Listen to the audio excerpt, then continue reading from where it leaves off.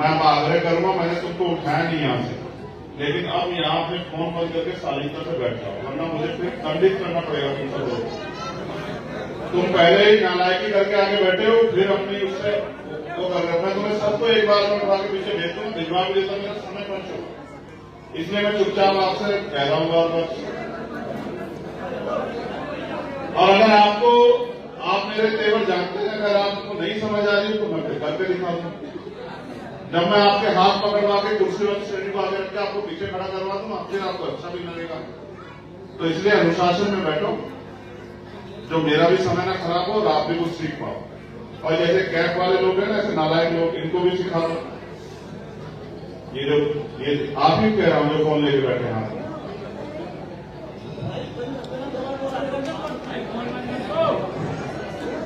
बहुत धन्यवाद। पुणे मीडिया के बंधुओं को भी बड़ा कष्ट हुआ, इसलिए कष्ट हुआ क्योंकि भाई हमारी नई पार्टी है, हमारे नए नेता लोग हैं और धीरे धीरे वो सीख रहे हैं। 3 साल की हमारी पार्टी है, धीरे धीरे वो सीख रहे हैं कि आपके लिए बैठने की व्यवस्था क्या करेंगे, तो फिर आपको कष्ट नहीं होगा। लेकिन आप ये समझो कोई मंच पे चढ़ यहाँ खड़े होकर थोड़ी बनाता, थोड़ी दूरी बनाता जिससे कि आदमी को देख भी जाए। अब तो यहाँ पुलिस की मौजूदगी में मीडिया के लोग बन के गोली चला देते हैं लोग, आपने देखा। ये तो बहुत सस्ता काम हो गया।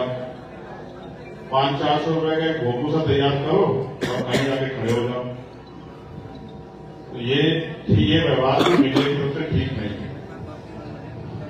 चलो आगे बढ़ते हैं। समय समय पे भारत की धरती पे जन्मे सभी संतों पूर्व महापुरुषों को नमन करते हैं। उनको नमन करने का एकमात्र कारण ये है मेरे पास, मैं बहुत आस्थावादी व्यक्ति उस तरह से नहीं हूं। उनको नमन करने का एकमात्र कारण ये है मेरे पास कि उन्होंने अपने जीवन में हमारे लिए बहुत कुछ किया और जब तक वो जिए हमारे लिए ही वो जिए। उन्होंने अपने परिवार की, अपने सुख की, अपनी सुविधाओं की चिंता नहीं की। महामानव तथागत बुद्ध से लेके संत शिरोमणि सतगुरु रविदास जी महाराज, भगवान वाल्मीकि महाराज, गुरु नानक देव, संत कबीर, गुरु घासीदास जी, संत गाडगे जी महाराज, नारायण गुरु, राष्ट्रपिता ज्योतिबा फूले, छत्रपति साहू जी महाराज, डॉक्टर बाबा साहब अम्बेडकर, ईवी पेरियर, रामासामी नायकर, पैडल यादव, बाबू जगदेव प्रसाद कुशवाहा, जननायक कपूरी ठाकुर, महामना राम सुवर्मा, सर छोटू राम चौधरी, चरण सिंह, बाबू सिद्धराज चौरसिया जी, संत राम जी प्रजापति जी, मान्यवर दीनमाना वाल्मीकि साहब, कोतवाल धन सिंह गुर्जर साहब, चौधरी महाराज सिंह भारती जी और मान्यवर काशीराम साहब को भी नमन करता हूं, क्योंकि इन्होंने भी मानव जैसा जीवन यानी कि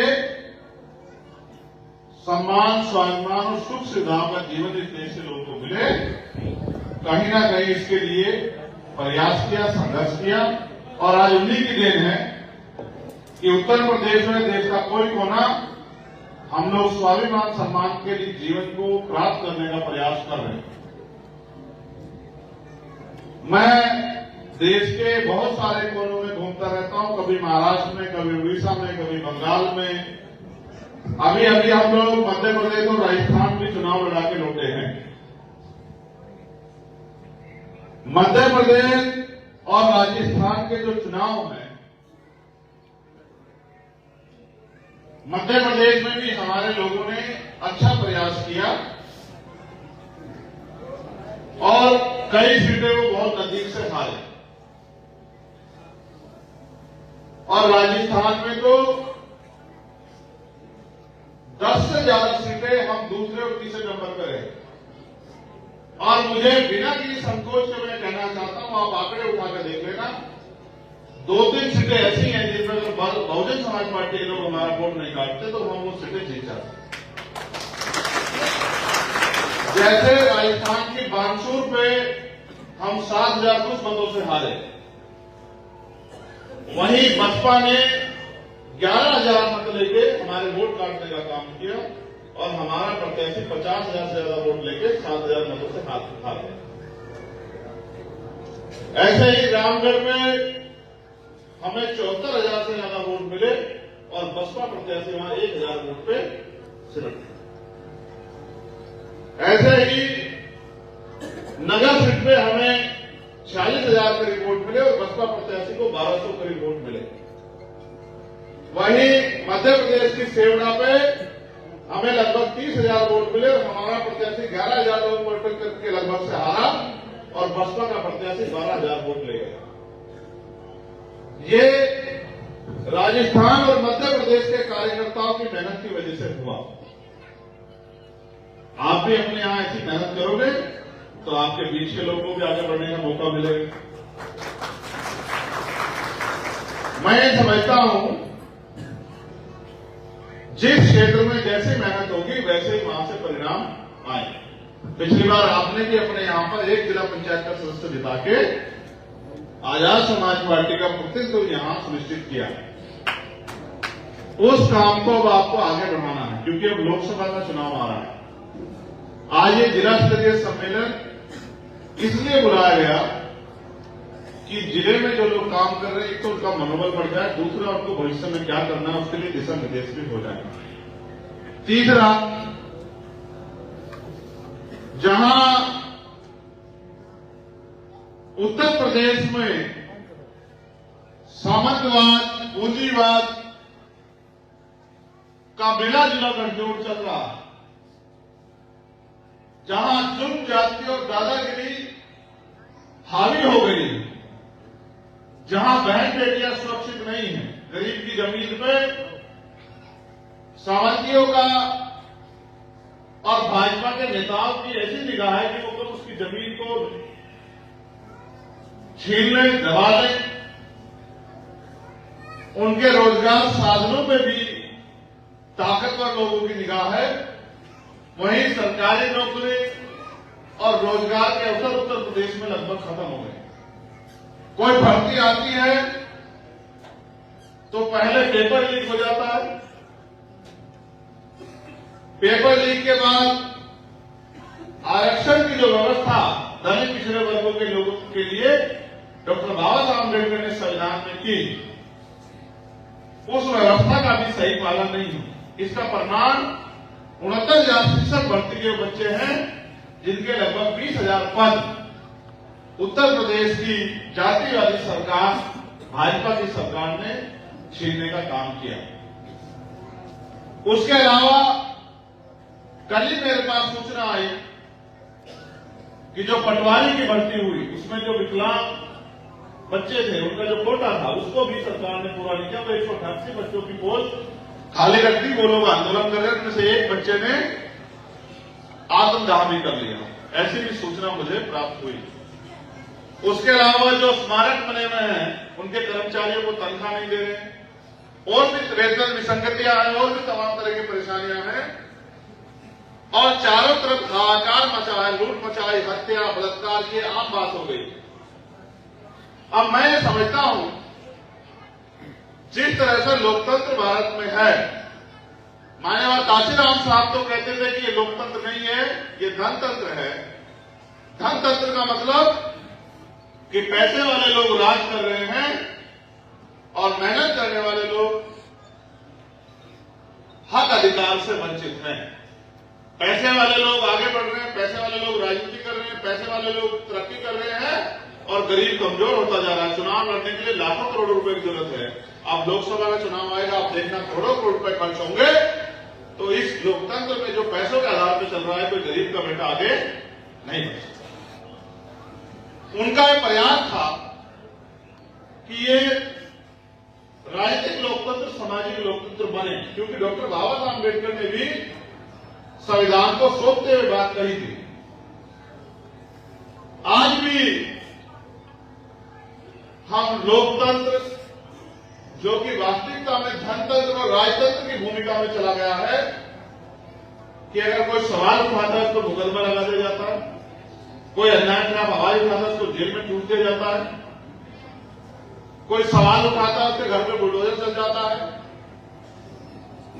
आरोपी खुलेआम घूमते, निर्दोष लोग जेल काट रहे हैं। ऐसी भी तानाशाही जो सोच है उसका प्रदर्शन हमें उत्तर प्रदेश में देखने को मिल रहा है। जैसा एक हत्या हुई है, हमारे साथियों ने यहां पे बहुत ही सीनियर साथियों ने आवाज उठाई और पुलिस के और सामंतवादी ताकतों के मेलजोल से हमारे ईमानदार, संघर्षशील, निष्ठावान कार्यकर्ताओं को जेल भेज के और उस मामले को दबाने का काम किया। और फिर थाने में जिस तरह से यहां के अधिकारियों ने हमारे कार्यकर्ताओं को पीटने का काम किया, उनका शोषण किया, जाति के आधार पर दमन किया, ये भी किसी से छिपावा नहीं। और मैं भी इन घटनाओं को भूला नहीं हूं। जो जख्म आपकी पीठ पर लाठियों के सर की सरकार ने दिए हैं, मैं भी उनको भूला नहीं, मगर मैं सही समय का इंतजार कर रहा हूं कि जब सही समय आएगा तो जातिवादी मानसिकता से ग्रसित अधिकारियों को सही आईना दिखाने का काम और उनके द्वारा किए गए संविधान के उल्लंघन की सजा उनको दिलाने का हम लोग करेंगे। जिस तरह से सदियों सदियों दलित पिछड़े वर्ग के लोगों को अपमानित किया गया, आज कुछ धर्मगुरु उसी प्रथा को आगे बढ़ा रहे। और मैं तो उनका बड़ा सम्मान करता था कि वो एक धर्मगुरु हैं, लेकिन उन्होंने इस तरह की टिप्पणी एक बड़े समाज पे की और उस समाज को, मेहनत का समाज को, कभी वो आरक्षण पे टिप्पणी करते हैं कि दलित पिछड़े वर्ग के लोग आरक्षण से आगे बढ़ गए, पता नहीं क्या इनको समस्या है कि वो इस तरह की बातें करते हैं अपने मन में। क्या उनको हमारे तरक्की से तकलीफ है? दूसरा, कभी वो हमारे सम्मानित नेताओं को, श्रद्धेय मुलायम सिंह यादव और हमारे रहबर मानव काशीराम साहब के परिनिर्वाण पर वो मुस्कुराते नजर आते हैं कि मिले मरे मुलायम काशीराम और धार्मिक नारा लगाते हैं। कभी तो एक पूरी मेहनत कर जाति को नीच बताने का काम करते हैं। और ये सारे पाखंडी अपराधी सरकार की छत्र छाया में फूल रहे हैं, फल फूल रहे हैं, क्योंकि आज इनके ऊपर कोई पहरा, कोई जवाबदेही की नहीं बन रही है। क्योंकि जो सरकार में लोग बैठे हैं वो इनका संरक्षण कर रहे हैं और इनको अधिकार दे रहे हैं कि किसी भी कमजोर वर्ग को गाली दें, उनका अपमान करें, उनको अपमानित करें, उनको बुरा नीच कहें। जबकि देश का संविधान किसी को ऊंचा नीचा नहीं बताता। हम तो संविधान को मानने वाले लोग। तो अब मैं आपका ध्यान आकर्षित करूंगा जिन चीजों को मैं महसूस कर रहा हूं। और मेरा मानना है कि मैं अपने भाइयों से, अपनी बहनों से, माओं से और जिम्मेदार लोगों से उम्मीद करूंगा कि उस बात को वो समझेंगे कि मैं किस पीड़ा का जिक्र कर रहा हूं। और मेरा विश्वास है जब भविष्य में मैं इटावा आऊंगा तो शायद अगली बार आपका जो प्रदर्शन होगा, चाहे वो सभा के रूप में हो, चाहे आपके कार्य के रूप में, वो ज्यादा उत्कृष्ट होगा, ज्यादा अच्छा होगा, ऐसा मेरा विश्वास है।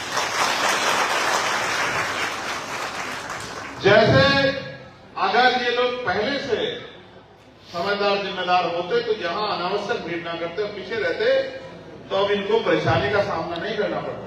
अब ये कम जगह में, सब लोग तो ज्यादा है, जगह कम है, तो एक दूसरे से भिड़े भिड़े बैठे हैं, कहीं बैठा भी नहीं जा रहा होगा, किसी को सांस लेने में दिक्कत हो सकती है। मैं क्या करूं?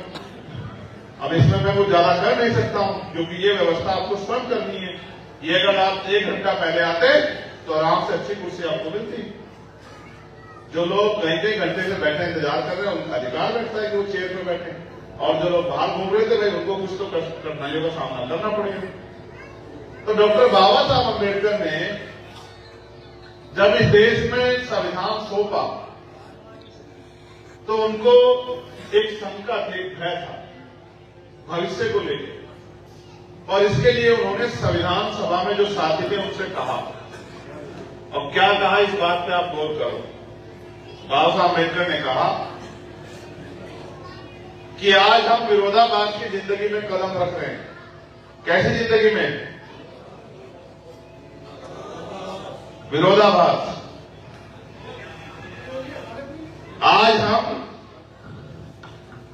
प्रभु मैं जितना सरकता हूं आप इधर को सरकाते हैं। मैं आपकी वजह से ये छोड़ के उधर चला गया।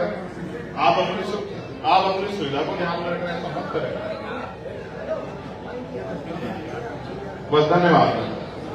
आप मेरी बात पे गौर करो। ये भी हमारे भाई हैं, इनको भी थोड़ा सा कहना पड़ता है, थोड़ा सा ये भी मदद कराते रहेंगे, सब ठीक रहेगा। तो मेरा कहना यह है बाबा साहब ने कहा आज हम विरोधाभास की जिंदगी में कदम रख रहे हैं। कैसे?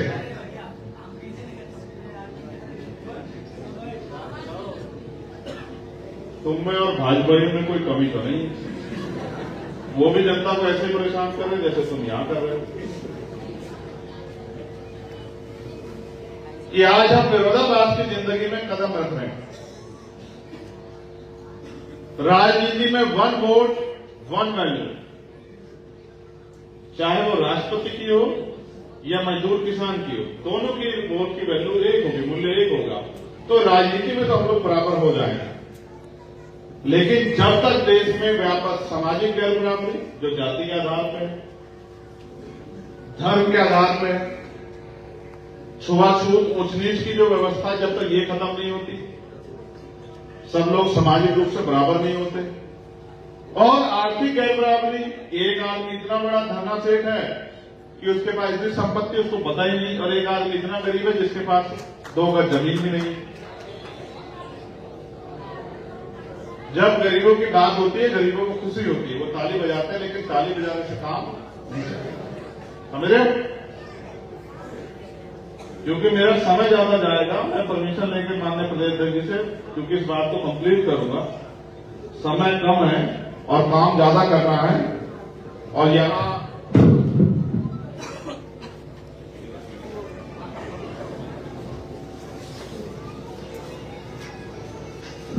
गर्मी भी काफी हो गई है, जबकि सर्दी का मौसम है। तो मैं कोशिश करूंगा कि सारी बात आपको कम समय में समझा दूं, और मैं चाहता हूं मानसिक रूप से आप तैयार हो।